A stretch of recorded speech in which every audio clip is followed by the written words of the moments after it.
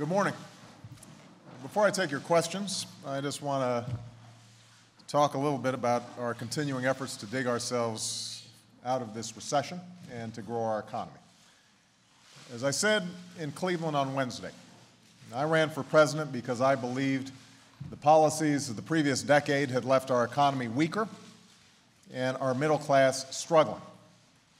There were policies that cut taxes, especially for millionaires and billionaires, and cut regulations for corporations and for special interests, and left everyone else pretty much fending for themselves.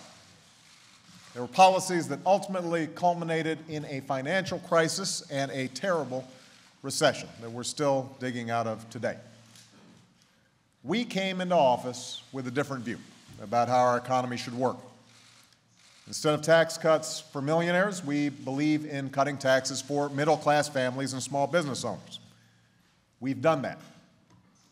Instead of letting corporations play by their own rules, we believe in making sure that businesses treat workers well and consumers friendly and play by the same rules as everyone else. So we've put in place common sense rules that accomplish that. Instead of tax breaks that encourage corporations to create jobs overseas, we believe in tax breaks for companies that create jobs right here in the United States of America. And so we've begun to do that. We believe in investments that will make America more competitive in the global economy. Investments in education and clean energy, in research and technology, and we're making those investments. So these are the principles that have guided us over the last 19 months. And these are the principles that form the basis of the additional economic proposals that I offered this week. Because even though the economy is growing again, and we've added more than 750,000 private sector jobs this year, the hole the recession left was huge, and progress has been painfully slow. Millions of Americans are still looking for work. Millions of families are struggling to pay their bills or the mortgage. And so these proposals are meant to both accelerate job growth in the short term and strengthen the economy in the long run. These proposals include a more generous permanent extension of the tax credit that goes to companies for all the research and innovation that they do here in America. And I've proposed that all American businesses should be allowed to write off all the investments they do in 2011. This will help small businesses upgrade their plants and equipment and will encourage large corporations to get off the sidelines and start putting their profits to work in our economy. We also announced a 6-year plan to rebuild America's roads and railways and runways. Already, our investments in infrastructure are putting folks in the construction industry back to work. And this plan would put thousands more back to work. It would help us remain competitive with countries in Europe and Asia that have already invested heavily in projects like high-speed railroads. But one thing we can do next week is end a month-long standoff on a small business jobs bill that's been held up in the Senate by a partisan minority. I realize there are plenty of issues in Washington where people of good faith simply disagree on principle. This should not and is not one of those issues. This is a bill that does two main things. It gives small business owners tax cuts, and it helps them get loans. It will eliminate capital gains taxes for key investments in 1 million small businesses. It will provide incentives to invest and create jobs for 4 million small businesses. It will more than double the amount some small business owners can borrow to grow their companies. It's a bill that's paid for, a bill that won't add to the deficit. It has been written by Democrats and Republicans. It's a bill that's been praised by the Chamber of Commerce. And yet a minority of Republican senators have been using legislative tactics to prevent the bill from even getting to a vote. Now, I was pleased to see that yesterday, Republican Senator George Voinovich of Ohio said he would refuse to support this blockade any longer. Senator Voinovich said, "This country is really hurting, and we don't have time anymore to play games." I could not agree more. I understand there's an election coming up. But the American people didn't send us here to think about our jobs. They sent us here to think about theirs. And there are small businesses right now who are putting off plans to hire more workers because this bill is stalled. That's not the kind of leadership this country deserves. And I hope we can now move forward to get small business owners the relief they need to start hiring and growing again. While we're on the subject of economics, I also want to make an announcement about my economic team. This week, Christina Romer returned to Berkeley after a tireless, outstanding tenure as chair of the Council of Economic Advisors. Christy is brilliant, she is dedicated, and she was part of the team that helped save this country from a depression. So we're going to miss her dearly. But today I'm happy to announce Austin Goolsbee as her replacement. Austin's been one of my good friends and close economic advisors for many years. He's one of the finest economists in the country, and he's worked as a member of the Council of Economic Advisors since we arrived here in Washington. He's not just a brilliant economist, he's someone who has a deep appreciation of how the economy affects everyday people, and he talks about it in a way that's easily understood. He already knows and works with the rest of the team very well. I have complete confidence he's going to do an outstanding job as CEA chair. And finally, tomorrow we will commemorate not only the heartbreak of September 11th, but also the enduring values and resilient spirit of America. Both Michelle and I will be joining our fellow citizens in remembering those who were lost on that day and honoring all who exhibited such extraordinary heroism in the midst of tragedy. I'll have further remarks tomorrow, but for now, let me just note that tomorrow is a national day of service and remembrance, and I hope each of us finds a way to serve our fellow citizens, not only to reaffirm our deepest values as Americans, but to rekindle that spirit of unity and common purpose that we felt in the days that followed that September morning. And now, I'd be happy to take some questions, and I'm going to start with Darlene Supperville of AP.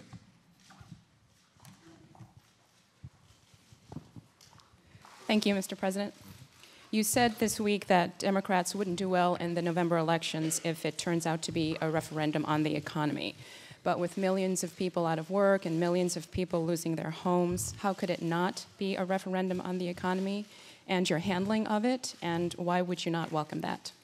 Well, what I said was that if it was just a referendum on whether we've made the kind of progress that we need to, then people around the country would say, we're not there yet.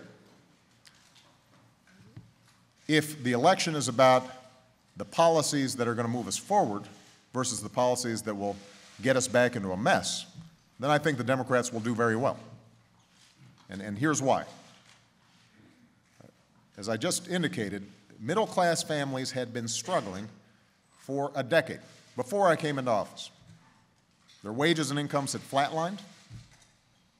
They were seeing the costs of everything from health care to sending their kids to college going up. Job growth was the weakest of any economic expansion between 2001 and 2008 since World War II. The pace was slower than it's been over the last year. So these policies of cutting taxes for the wealthiest Americans, of stripping away regulations that protect consumers, running up a record surplus to a record deficit. Those policies finally culminated in the worst financial crisis we've had since the Great Depression. And for 19 months, what we have done is steadily worked to avoid a depression, to take an economy that was contracting rapidly and making it grow again, a situation where we were losing 750,000 jobs a month, and now we've had 8 consecutive months of private sector job growth, and made investments that are going to strengthen the economy over the long term. But we're not there yet. I mean, we lost 4 million jobs in the 6 months before I was sworn in. And we lost 8 million jobs total during the course of this recession. That is a huge hole to dig ourselves out of. And people who have lost their jobs around the country and can't find one, moms who are sending out resumes and not getting calls back, worried about losing homes, not being able to pay bills, they're not feeling good right now. And I understand that. And I ran precisely because I did not think middle-class families in this country were getting a fair shake. And I ran because I felt that we had to have a different economic philosophy in order to grow that middle class and grow our economy over the long term. Now, for all the progress we've made, we're not there yet. And that means that people are frustrated, and that means people are angry. And since I'm the president and Democrats have controlled the House and the Senate, it's understandable that people are saying, what have you done?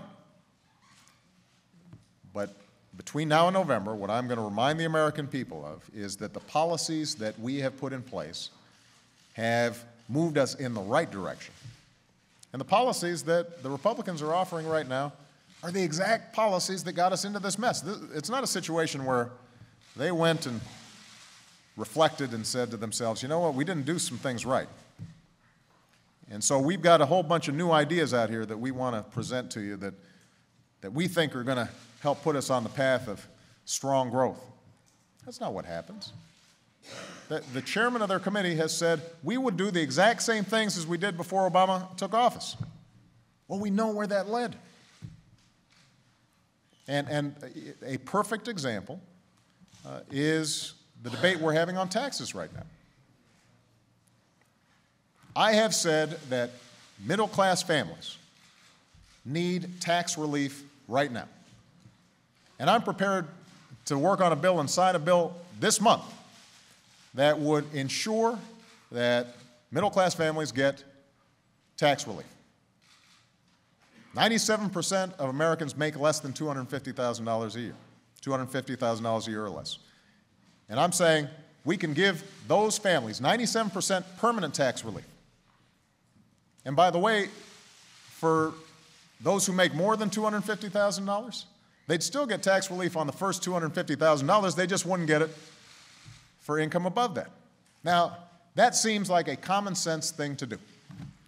And what I've got is the Republicans holding middle-class tax relief hostage because they're insisting we've got to give tax relief to millionaires and billionaires to the tune of about $100,000 per millionaire, which would cost, over the course of 10 years, $700 billion. And that economists say is probably the worst way to stimulate the economy. That doesn't make sense, and that's an example of what this election is all about. If you want the same kinds of skewed policies that led us to this crisis, then the Republicans are ready to offer that. But if you want policies that are moving us out, even though you may be frustrated, even though change isn't happening as fast as you'd like, then I think Democrats are going to do fine in November. Okay. Karen Bowen?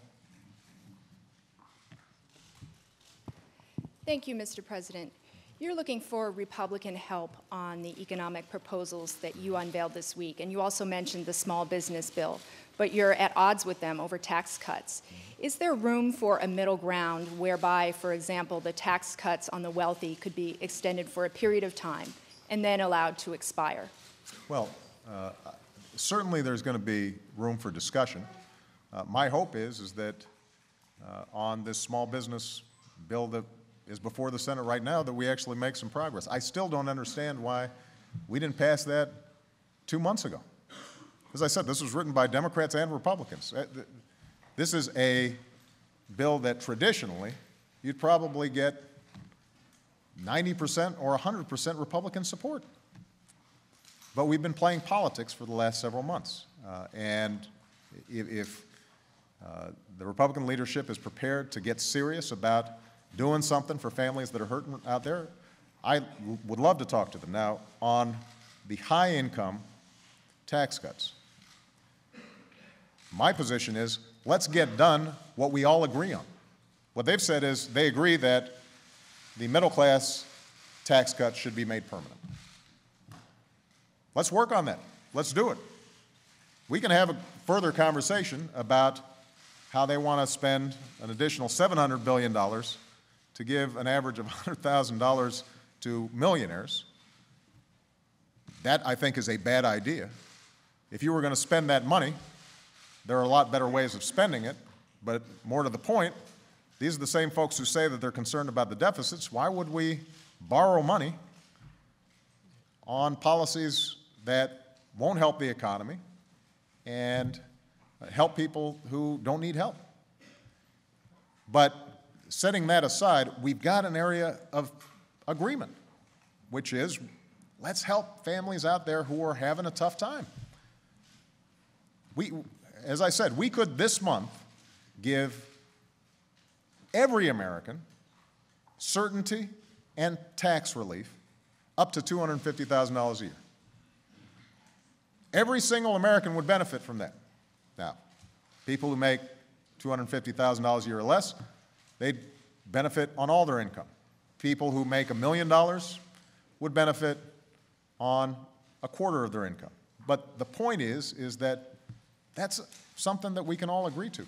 Why hold it up? Why hold the middle class hostage in order to do something that most economists don't think makes sense? So, what I'm saying is let's do what we agree to and that the Americans, people overwhelmingly agree to, which is let's give certainty to families out there that are having a tough time. Chip Reed.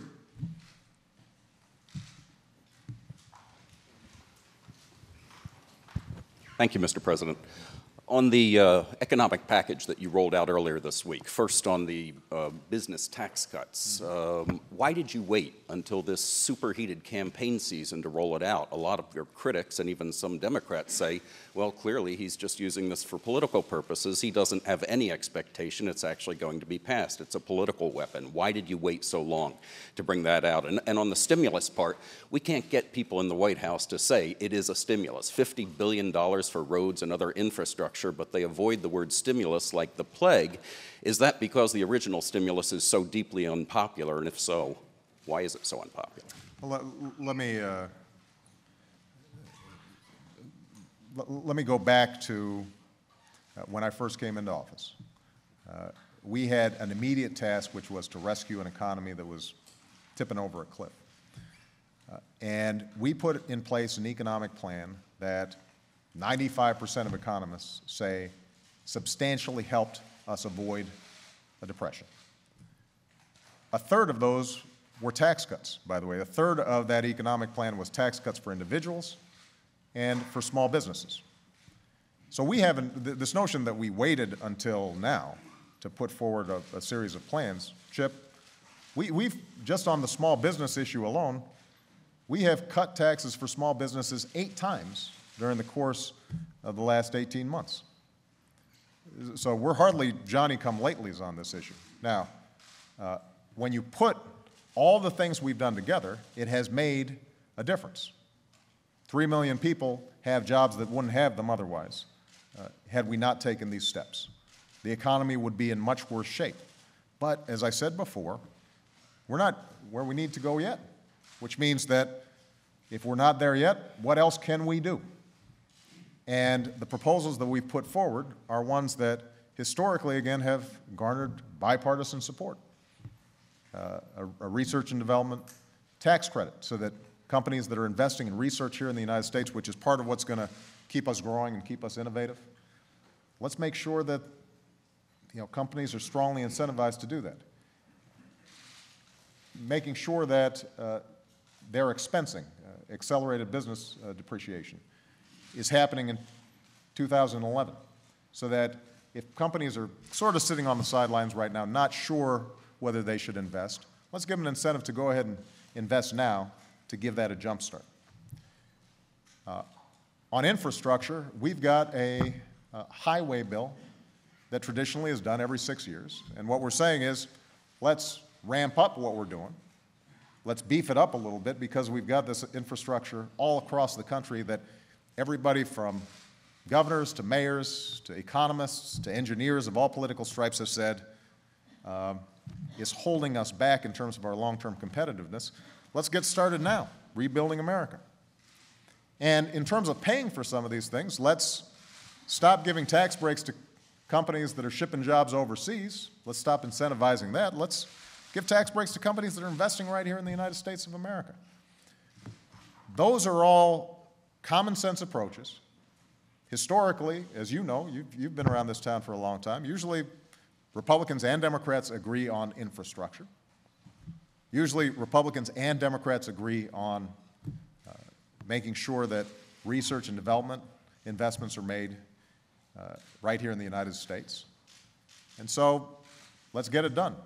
It has nothing to do with the notion that somehow what we did previously didn't work. It worked. It just hasn't done as much as we need it to do. We've still got a long ways to go, and we're going to keep on doing it. So this is a second stimulus. You know, here's how I would, there is no doubt that everything we've been trying to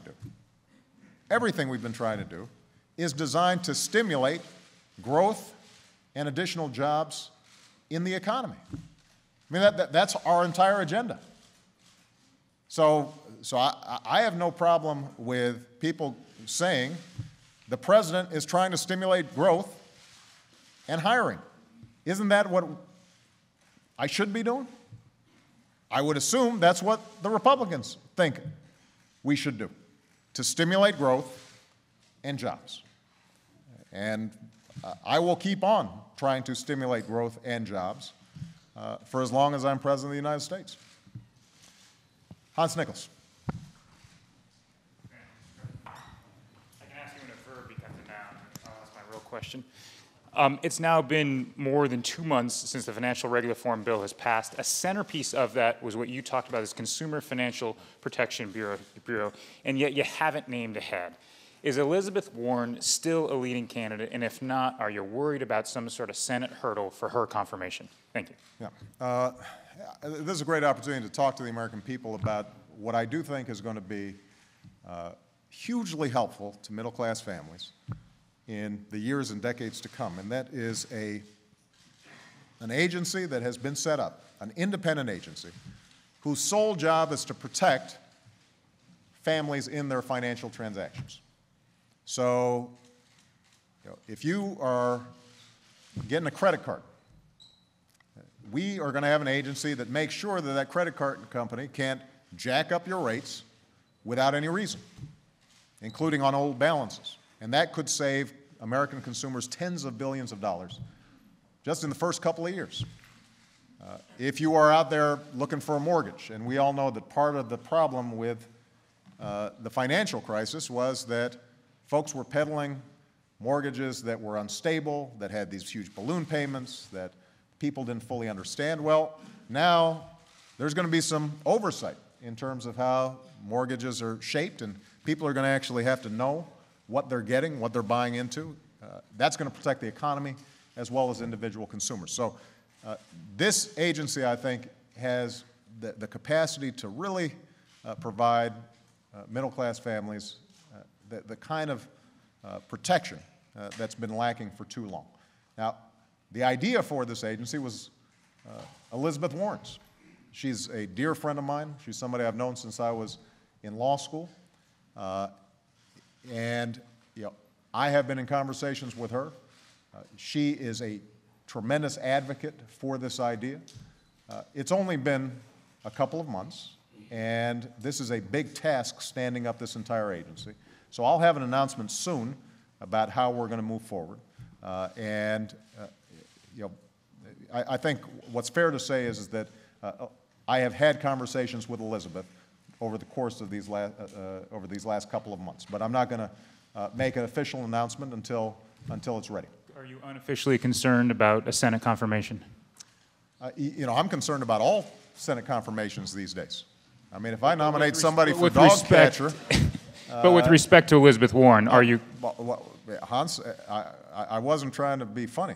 I am concerned about all Senate nominations these days. I've got people who've been waiting for 6 months to get confirmed, who nobody has an official objection to, and who were voted out of committee unanimously, and I can't get a vote on them. We've got judges who are pending. We've got people who are waiting to help us on critical issues like Homeland Security. And it's very hard when you've got a determined minority in the Senate that insists on a 60-vote filibuster on every single person that we're trying to confirm. Even if after we break the filibuster, it turns out that they get 90 votes. They're just playing games. And you know, as I think Senator Voinovich said very well, it's time to stop playing games. All right.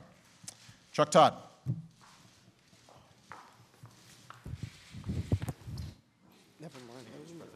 Given the theme, I think, of all of your answers, I just got a short question for you. How have you changed Washington? Well, I'll tell you how we've changed Washington. Prior to us getting here, as I indicated before, you had a set of policies that were skewed towards special interests, skewed towards the most powerful, and ordinary families out there were being left behind. And since we've gotten here, whether it's making sure that folks who can't get health insurance because of a pre-existing condition can now get health insurance, or children who didn't have coverage now have coverage, whether it's making sure that credit card companies have to actually post in understandable ways what your credit card rates are, and they can't jack up existing balances in arbitrary ways, whether it's making sure that we've got clean water and clean air for future generations, whether it's making sure that tax cuts go to families that need it as opposed to folks who don't. On a whole range of issues over the last 18 months, we've put in place policies that are going to help grow a middle class and lay the foundation for long-term economic growth. Now, if you're asking why haven't I been able to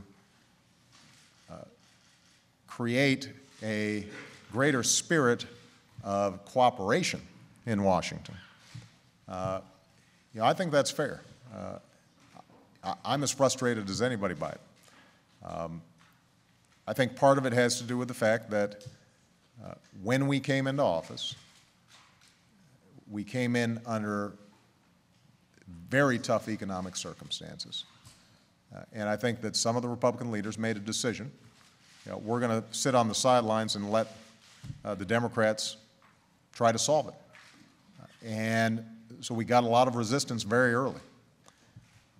I think what's also true is that when you take on tough issues like health care or financial regulatory reform, where special interests are deeply entrenched, there's a lot of money at stake for them, and where the issues are so complicated that it drags on for a long time, you end up having a lot of big fights here in town, and it's messy, and it's frustrating, and so there is no doubt that an option that was available to me when I came in was not to take on those issues. I mean, we could have decided, you know what, even though we know that the pace of accelerating healthcare costs is going to bankrupt this economy and bankrupt businesses and bankrupt individuals, and even though we know that there are 30 million people, and that's a growing number of people who don't have health insurance, we could have said, you know what, that's just too controversial. Let's not take it on. And we could have said, with respect to financial regulatory reform, you know what, we're just going to get too much resistance from Republicans. We shouldn't take that on. I don't think that's the kind of leadership that the American people would want from their president. And are there things that I might have done during the course of 18 months that would, at the margins have improved some of the tone in Washington? Probably.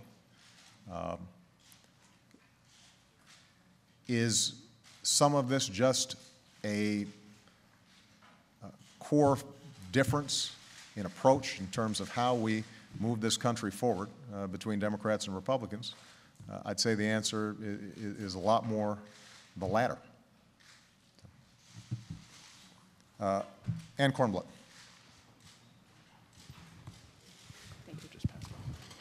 Thank you, Mr. President. 9 years after the September 11th attacks, why do you think it is that we are now seeing such an increase in suspicion and outright resentment of Islam, especially given that it has been one of your priorities to improve relations with the Muslim world? I think that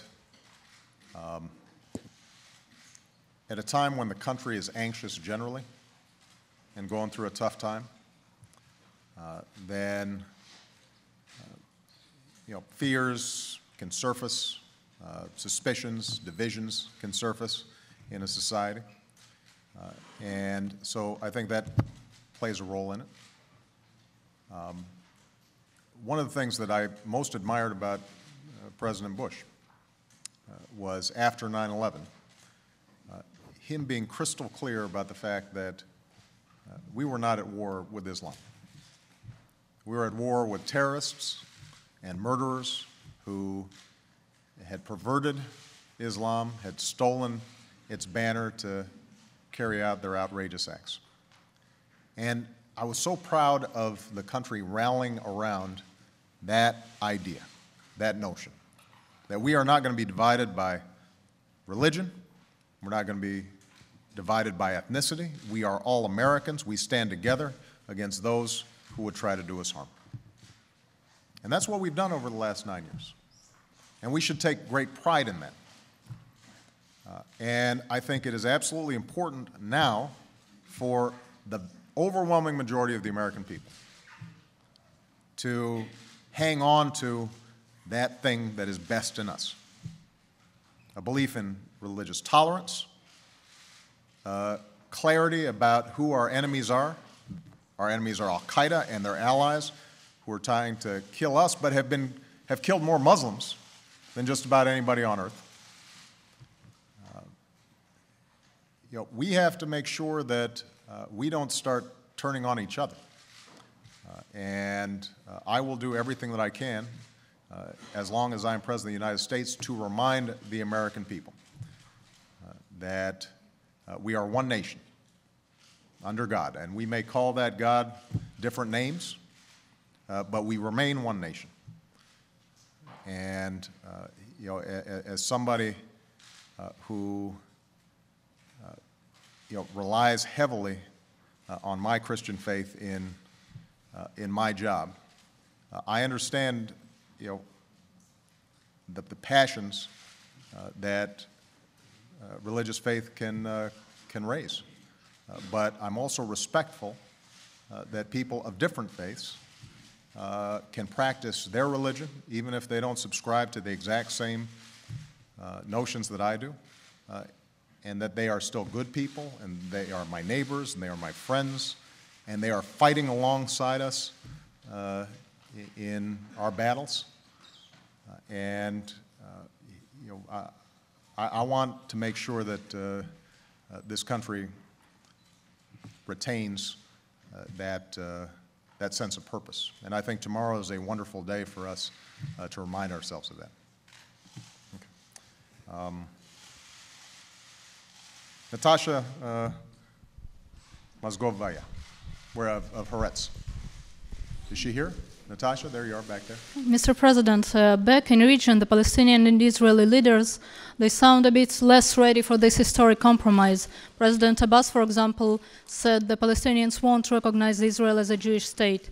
The question is, if these talks fail at an early stage, will this administration disengage, or maybe you're ready to step up and deepen your personal involvement?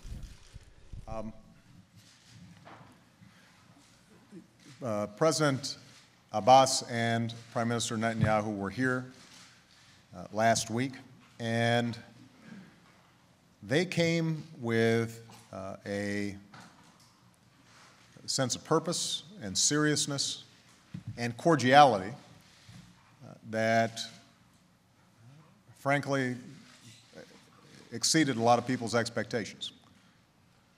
What they said was that they were serious about negotiating. They affirmed the goal of creating two states living side by side in peace and security. They have set up a schedule where they're going to meet every 2 weeks. We are actively participating in that process. Secretary of State Hillary Clinton will be flying to the Middle East for the first series of next meetings on September 14th and 15th. And so what we've done is to bring the parties together, to try to get them to recognize that the path for Israeli security and Palestinian sovereignty can only be met through negotiations. And these are going to be tough negotiations. There are enormous hurdles between now and our endpoint. And there are going to be a whole bunch of folks in the region who want to undermine these negotiations. We saw it when Hamas carried out these horrific attacks against civilians and explicitly said, we're going to try to do this to undermine peace talks. There are going to be rejectionists who suggest that it can't happen, and there are also going to be cynics who just believe that the mistrust between the sides is too deep.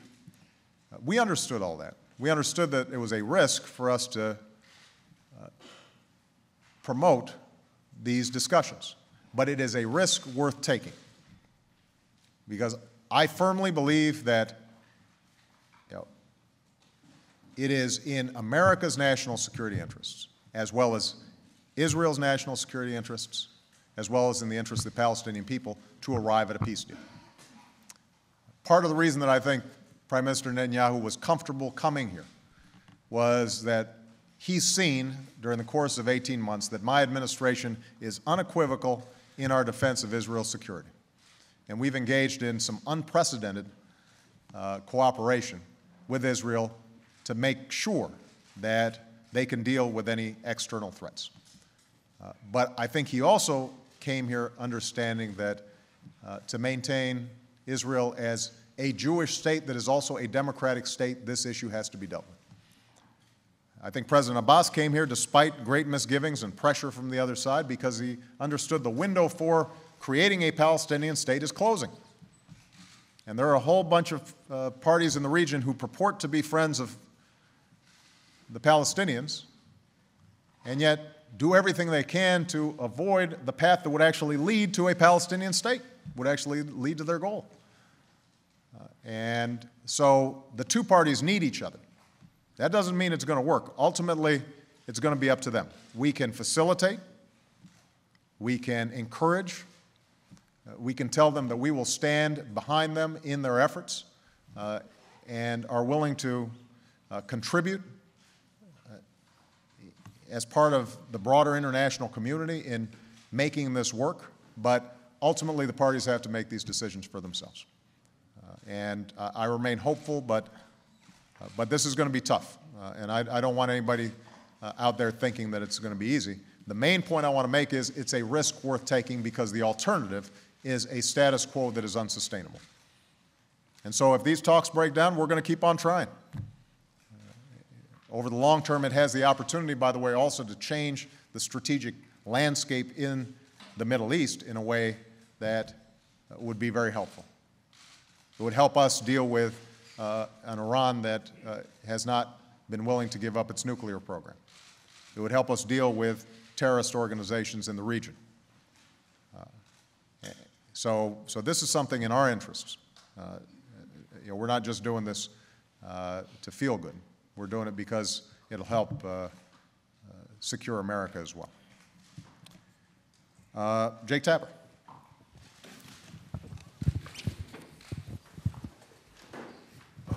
Thank you, Mr. President. A couple questions. First, were you concerned at all when the administration had Secretary of Defense Gates call this pastor in Florida, that you were elevating somebody who is clearly from the fringe. And then, more substantively, on health care reform, this is 6 months since health care passed, you pledged, A, that you would bend the cost curve, and B, that Democrats would be able to campaign on this. And CMS reported yesterday that the cost curve is actually bending up from 6.1% to 6.3% post-health care legislation. And the only Democrats I've seen talking about health care legislation are running TV ads saying that they voted against it. Thank you. With respect to the individual down in Florida, let me just say, let me repeat what I said a couple of days ago. The idea that we would burn the sacred texts of someone else's religion is contrary to what this country stands for. It's contrary to what this nation was founded on. And my hope is that this individual prays on it and refrains from doing it. But I'm also commander-in-chief, and we are seeing today riots in Kabul, riots in Afghanistan, that threaten our young men and women in uniform.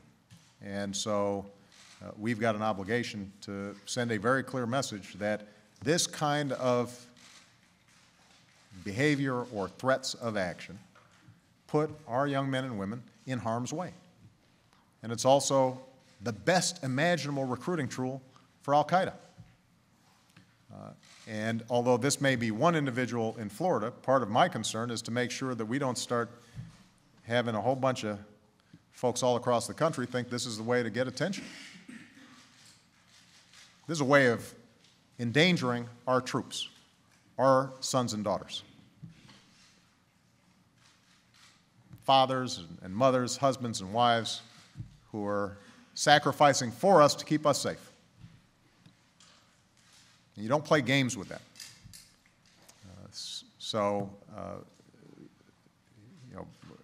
I hardly think we're the ones who elevated this story, but it is, in the age of the internet, something that can cause us profound damage around the world, and so we've got to take it seriously.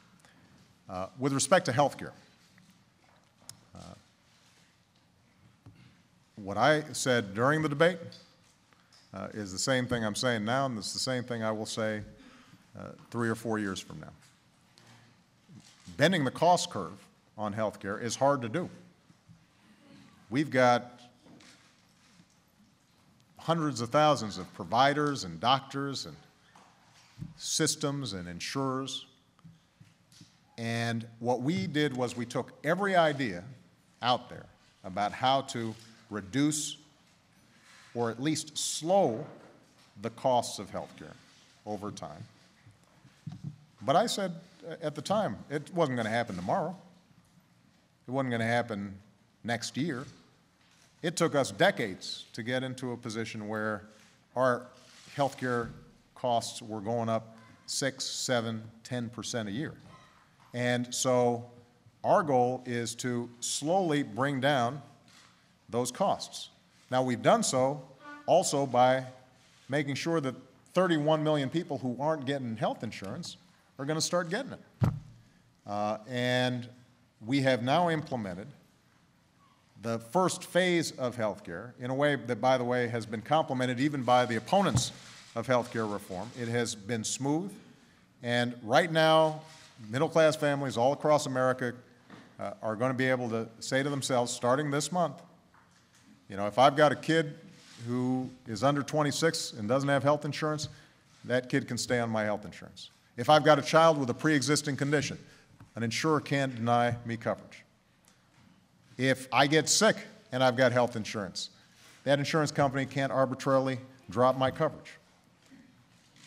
There are 4 million small businesses around the country who are already eligible and in some cases will be receiving a 35% tax break on health care for their employees. And I've already met small businesses around the country who say, you know, because of that, I'm going to be able to provide health care for my employees. I thought it was the right thing to do.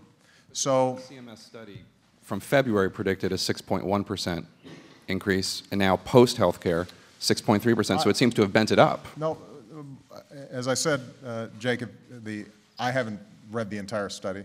Maybe you have. But you know, if what the reports are true, what they're saying is that as a consequence of us getting 30 million additional people health care, at the margins, that's going to increase our costs. We knew that.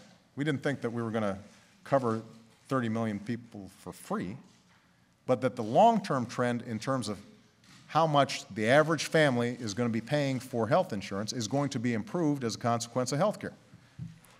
And so our goal on health care is if we can get, instead of health care costs going up 6% a year, it's going up at the level of inflation, maybe just slightly above inflation, we've made huge progress. And by the way, that is the single most important thing we could do in terms of reducing our deficit. That's why we did it. That's why it's important, and that's why we're going to implement it effectively. Sorry, Okay. and then the House Democrats running against health care, if you could comment on that. Well, you know, we're in a political season where every candidate out there has their own district, their own makeup, their own plan, their own message. And, you know, in an environment where we've still got 9.5% unemployment, you know, people are going to make the best argument they can right now, and they're going to be taking polls of what their particular constituents are saying and trying to align with that oftentimes. You know, that's how political races work. April Ryan. Thank you, Mr. President. I want to ask a couple questions. On the economy, could you discuss your efforts at reviewing history as it relates to the poverty agenda, meaning LBJ and Dr. King? And also, since Senate Republicans are holding up the issue of Cobell and Pigford II, can you make any assurances before you leave office that you will make sure that those awards are funded? Let me take the second question first. For those who aren't familiar, Cobell and Pickford relate to settlements surrounding historic discrimination against minority farmers who weren't oftentimes provided the same benefits as everybody else under the USDA. It is a fair settlement. It is a just settlement. We think it's important for Congress to fund that settlement. We're going to continue to make it a priority. With respect to you know, the history of fighting poverty, you know, I got my start in public service as a community organizer working in the shadow of steel plants that have been closed in some of the poorest neighborhoods on the south side of Chicago. That's what led me to want to serve. And so, you know, I am constantly thinking about how do we create ladders for communities and individuals to climb into the middle class. Now, I think the history of anti-poverty efforts is that the most important anti-poverty effort is growing the economy and making sure there are enough jobs out there. Single most important thing we can do. It's more important than any program we could set up. It's more important than any transfer payment that we could have. If we can grow the economy faster and create more jobs, then everybody is swept up into that virtuous cycle. And if the economy is shrinking and things are going badly, then the folks who are most vulnerable are going to be those poorest communities. So what we want to focus on right now is broad-based job growth and broad-based economic expansion. And we're doing so against some tough headwinds because, as I said, we are coming out of a very difficult time. We've started to turn the corner, but we're not there yet. And so that is going to be my central focus. How do I grow the economy? How do I make sure that there's more job growth? That doesn't mean that there aren't some targeted things we can do to help communities that are especially in need. And probably the most important thing we can do after growing the economy generally is how can we improve school systems in low-income communities. And I am very proud of the efforts that we've made on education reform, which have received praise from Democrats and Republicans. This is one area where actually we've seen some good bipartisan cooperation. And the idea is very simple. If we can make sure that we have the very best teachers in the classroom, if we can reward excellence instead of mediocrity and the status quo, if we can make sure that we're tracking progress in real serious ways, and we're willing to make investments in what goes on in the classroom and not the school bureaucracy, and reward innovation, then schools can improve.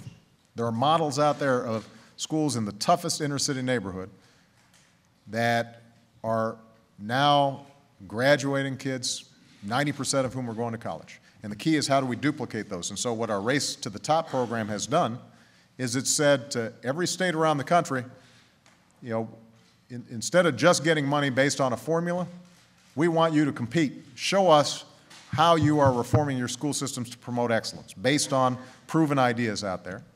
And if you do that, we're going to reward you with some extra money. And just the competition alone has actually spurred 46 states so far to initiate legislation designed to reform the school system. So we're very proud of that. And that, I think, is going to be one of the most important things we can do. It's not just, by the way, K through 12, it's also higher education. And as a consequence of a battle that we had, and it was a contentious battle in Congress, we've been able to take tens of billions of dollars that were going to banks and financial intermediaries in the student loan program and said, we're going to give that money directly to students so that they get more help going to college.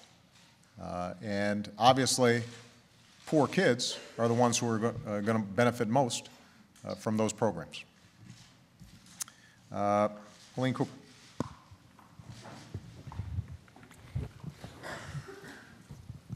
Thank you, Mr. President. Two questions, one on Afghanistan. How can you lecture Hamid Karzai about corruption when so many of these corrupt people are on the U.S. payroll? And on the Middle East, do you believe that Israeli Prime Minister Benjamin Netanyahu should extend the settlement moratorium as a gesture to peace? And if he doesn't, what are you prepared to do to stop the Palestinians from walking? Okay. On Afghanistan, we are in the midst of a very difficult but very important project. I just want to remind people why we're there the day before September 11th. We're there because that was the place where al-Qaeda launched an attack that killed 3,000 Americans. And we want to make sure that we dismantle al-Qaeda and that Afghanistan is never again used as a base for attacks against Americans and the American homeland. Now, Afghanistan is also the second poorest country in the world. It's got a illiteracy rate of 70%. It has a multi-ethnic population that mistrusts oftentimes each other. And it doesn't have a tradition of a strong central government. So what we have done is to say we are going to, after 7 years of drift, after 7 years of policies in which, for example, we weren't even effectively training Afghan security forces. What we've done is to say, we're going to work with the Afghan government to train Afghan security forces so they can be responsible for their own security. We are going to promote a political settlement in the region that can help to reduce the violence. We are going to encourage an Afghan government that can deliver services for its people. And we're going to try to make sure that as part of helping President Karzai stand up a broadly accepted, legitimate government, that corruption is reduced. And we've made progress on some of those fronts. I mean, when it comes to corruption, I'll just give you an example.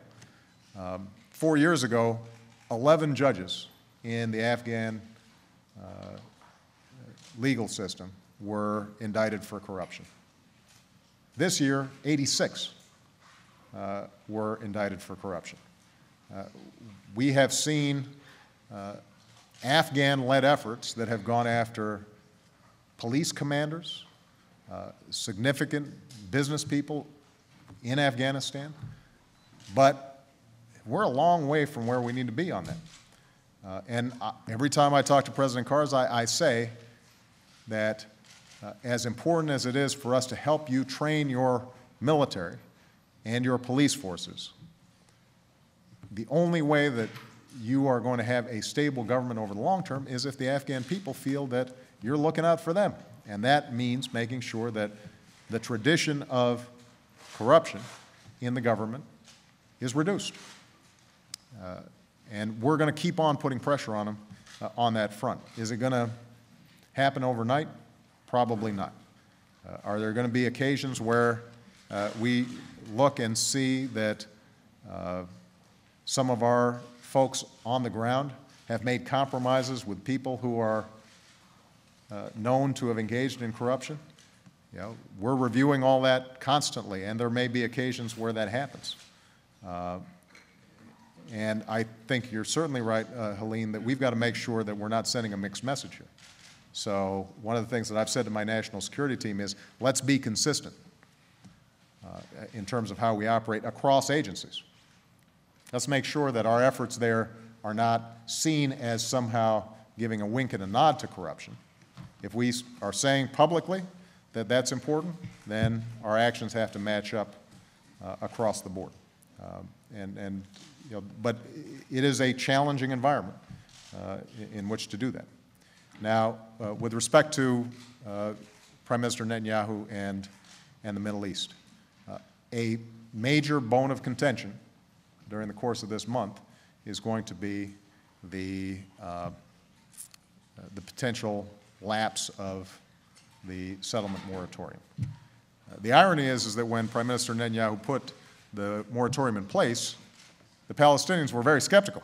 They said, this doesn't do anything. And it turns out, to Prime Minister Netanyahu's credit and to the Israeli government's credit, the settlement moratorium has actually been significant. It has significantly reduced settlement construction in the region. And that's why now the Palestinians say, you know what, even though we weren't that keen on it at first, or we thought it was just window dressing, it turns out that this is important to us. What I've said to Prime Minister Netanyahu is that given so far the talks are moving forward in a constructive way, it makes sense to extend that moratorium so long as the talks are moving in a constructive way. Because ultimately, the way to solve these problems is for the two sides to agree what's going to be Israel, what's going to be the state of Palestine. And if you can get that agreement, then you can start constructing anything that the people of Israel see fit in undisputed areas. Now, I think the politics for Prime Minister Netanyahu are very difficult. His coalition, I think there are a number of members of his coalition who've said, we don't want to continue this. And so one of the things that I've said to President Abbas is you've got to show the Israeli public that you are serious and constructive in these talks, so that the politics for Prime Minister Netanyahu, if he were to extend the settlement moratorium, would be a little bit easier. One of the goals I think that I've set for myself and for my team is to make sure that President Abbas and Prime Minister Netanyahu start thinking about how can they help the other succeed, as opposed to how do they figure out a way for the other to fail. Because if they're going to be successful in bringing about what they now agree is the best course of action for their people, the only way they're going to succeed is if they are seeing the world through the other person's eyes. And that requires a personal relationship and building trust. Hopefully, these meetings will help do that. Okay. Ann Compton. Mr. President, what does it say about the status of American system of justice when so many of those who are thought to be plotters for September 11th or accused of suspected terrorists are still awaiting any kind of trial? Why are you still convinced that a civilian trial is correct for Khalid Sheikh Mohammed, and why has that stalled? And will Guantanamo remain open for another year? Mm-hmm. Well,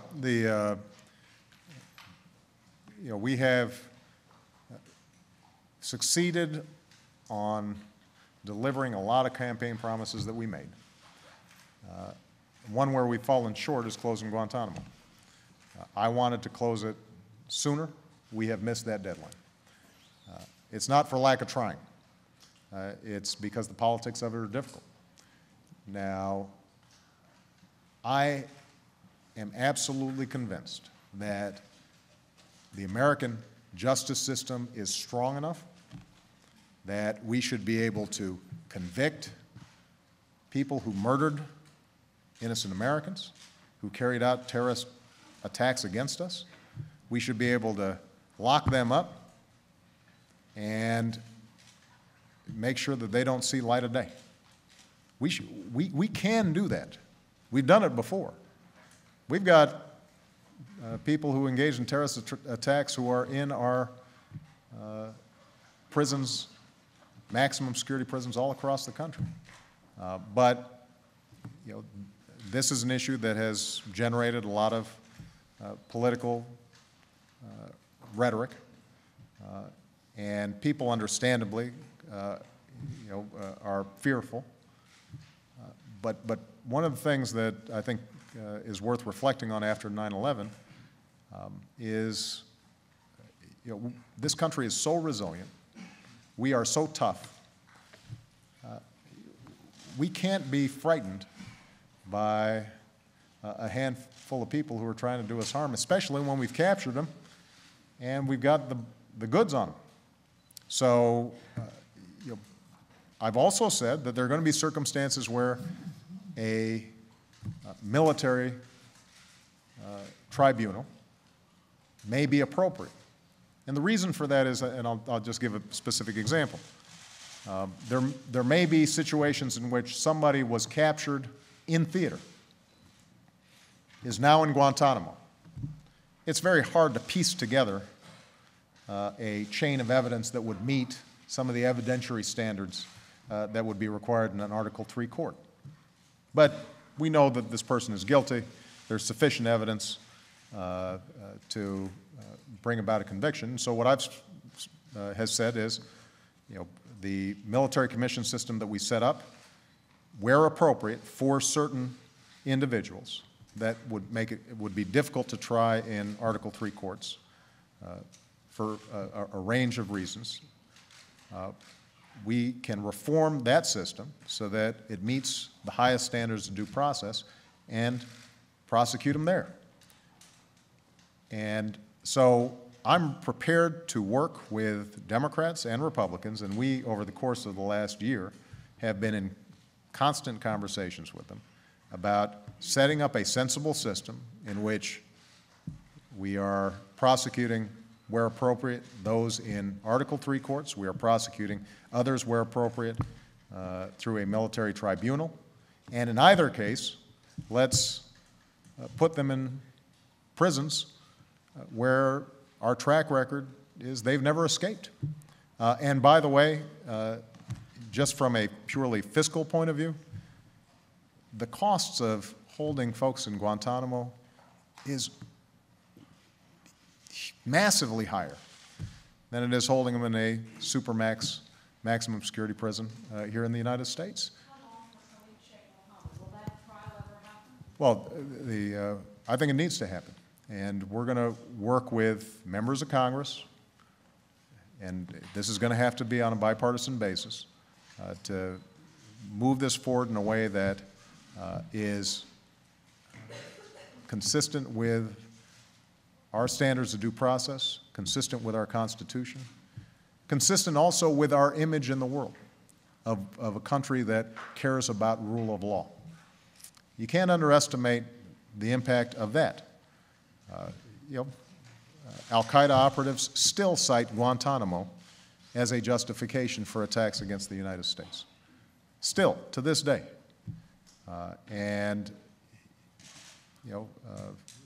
There's no reason for us to give them that kind of talking point when, in fact, we can use the various mechanisms of our justice system to prosecute these folks and to make sure that they never attack us again. Okay. Ed Henry. Talking about some of the al-Qaeda leaders that you have captured. One that you have not is Osama bin Laden. Tomorrow's going to be 9 years since he was the mastermind of 3,000 Americans being killed. And what you said, obviously the last administration had 7 years and couldn't do it. But what you said as President-elect to CBS is, quote, "I think capturing or killing bin Laden is a critical aspect of stamping out al-Qaeda. He is not just a symbol, he's also the operational leader of an organization planning attacks against the U.S. Mm-hmm. Do you still believe it's a critical part of your policy to capture or kill him? And do you think isn't it a failure of your administration that here it's almost 2 years in, you campaigned saying you were going to run a smarter war on terror than the Bush administration? You haven't captured him, you don't seem to know where he is. Well, Ed, I think capturing or killing bin Laden and Zawahiri would be extremely important to our national security. Doesn't solve all our problems, but it remains a high priority of this administration. One of the things that we've been very successful at over the last 2 years is to ramp up the pressure on al-Qaeda and their key leaders. And as a consequence, they have been holed up in ways that have made it harder for them to operate. And part of what's happened is bin Laden has gone deep underground. Even Zawahiri, who is more often out there, has been much more cautious. But we have the best minds, the best intelligence officers, the best special forces who are thinking about this day and night. And they will continue to think about it day and night as long as I'm president. So do you think Americans are going to face another 9 years of this terror threat, another generation? What's your message? Here's what I think. I think that in this day and age, there is always going to be the potential for an individual or a small group of individuals, if they are willing to die, to kill other people. Some of them are going to be very well organized, and some of them are going to be random. That threat is there, and it's important, I think, for the American people to understand that and not to live in fear. It's just a reality of today's world that there are going to be threats out there. We have, I think, greatly improved our homeland security since 9/11 occurred. I am constantly impressed with the dedication that our teams apply to this problem. They are chasing down every thread, not just from al-Qaeda, but any other actor out there that might be engaging in terrorism. They are making sure that even what might appear to be a lone individual who has very little organizational capacity, if they make a threat, they follow up. But one of the things that I want to make sure we do as long as I'm president and beyond my presidency is to understand America's strength in part comes from its resilience, and that we don't start losing who we are or overreacting if, in fact, there is the threat of terrorism out there. We go about our business. We are tougher than them. Our families and our businesses and our churches and mosques and synagogues and our Constitution, our values, that's what gives us strength. And we are going to have this problem out there for a long time to come, but it doesn't have to completely distort us, and it doesn't have to dominate our foreign policy. What we can do is to constantly fight against it. And I think ultimately we are going to be able to stamp it out, but it's going to take some time. Last question. Wendell.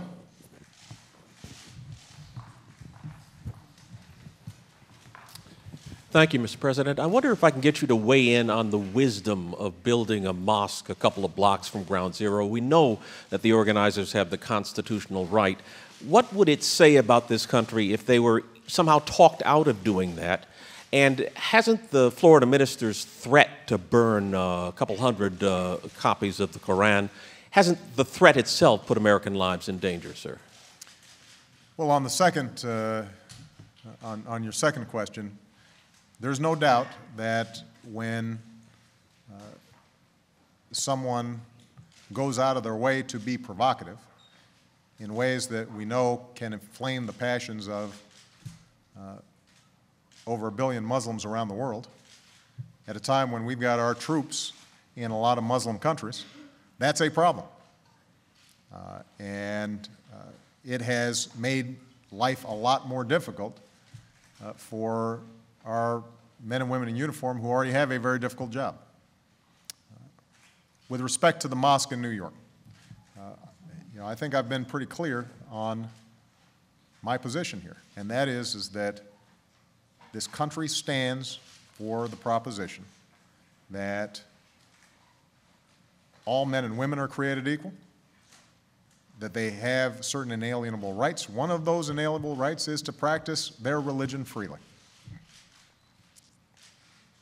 And what that means is that if you could build a church on a site, you could build a synagogue on a site, if you could build a Hindu temple on a site, then you should be able to build a mosque on the site. Now, I recognize the extraordinary sensitivities around 9/11. I've met with families of 9/11 victims in the past. I can only imagine the continuing pain and anguish and sense of loss that they may go through. And tomorrow we, as Americans, are going to be joining them in prayer and remembrance. But I go back to what I said earlier.